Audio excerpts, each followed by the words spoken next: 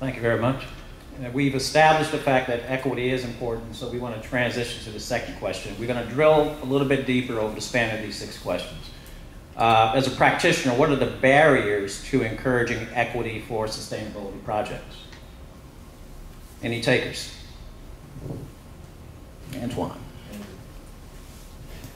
I think one of the challenges, and I prefer to switch the verbiage slightly, if you don't mind. I think one of the challenges that its core, architecture in this country is still client-based, and so you are subservient to the wills and wishes of whatever your client happens to be.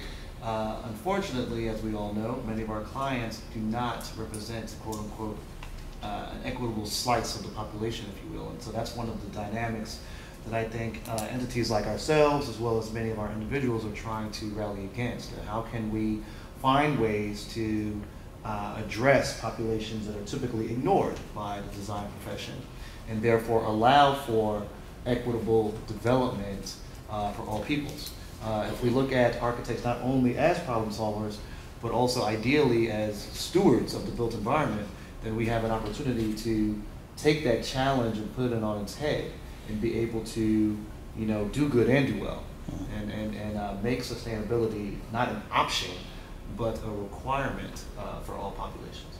Okay. Got one question here, and they have one in the back. Yes, sir. Yeah, I think going on Antoine's point, one of the things I found working in sort of the northern area is, especially New York, is money and politics.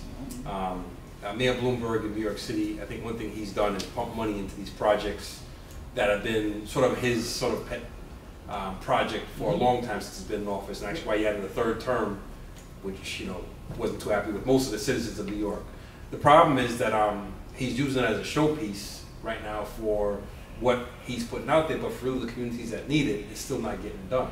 Sustainability is something that still is not coming back into the communities.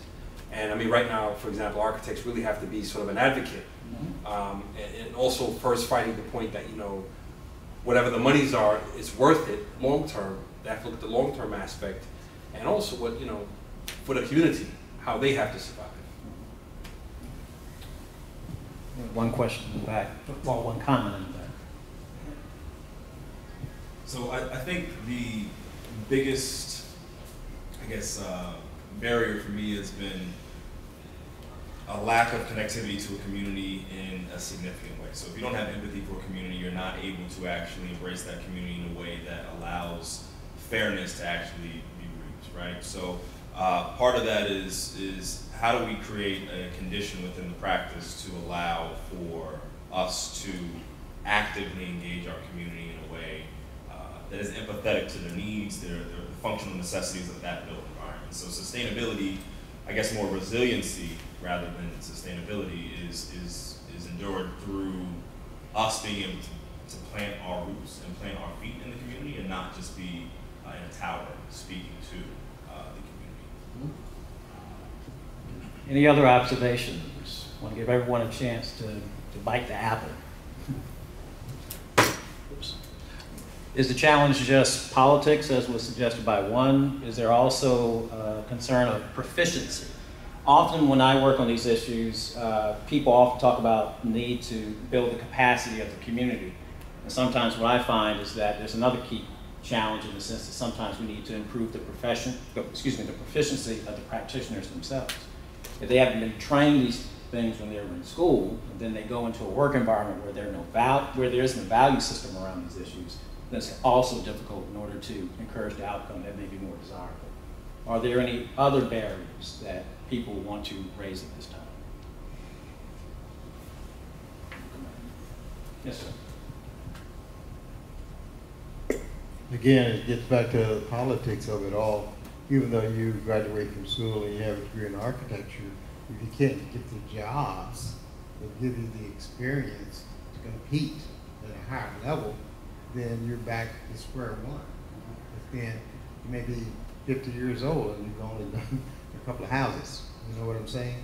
So the whole superficial political process that says that an architect needs to have 5 award-winning projects before the agencies give them a shot at a project, that superficial stuff is what holds you back. back to Antoine, and we're going to try to transition to question number 3 as we drill a little bit deeper.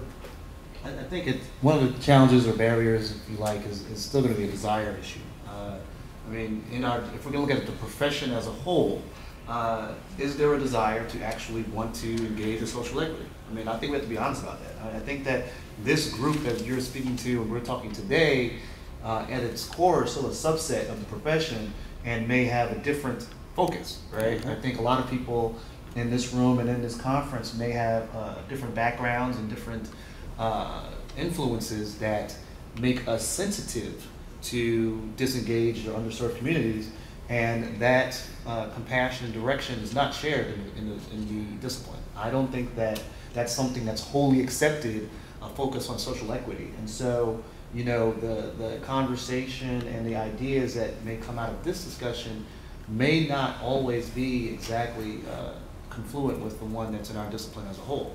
And so I think that we have to be honest about that there's a different kind of focus that may be present. There may be interest in social equity as a whole, but I don't think it's necessarily the same focus that you'll see here. Mm-hmm.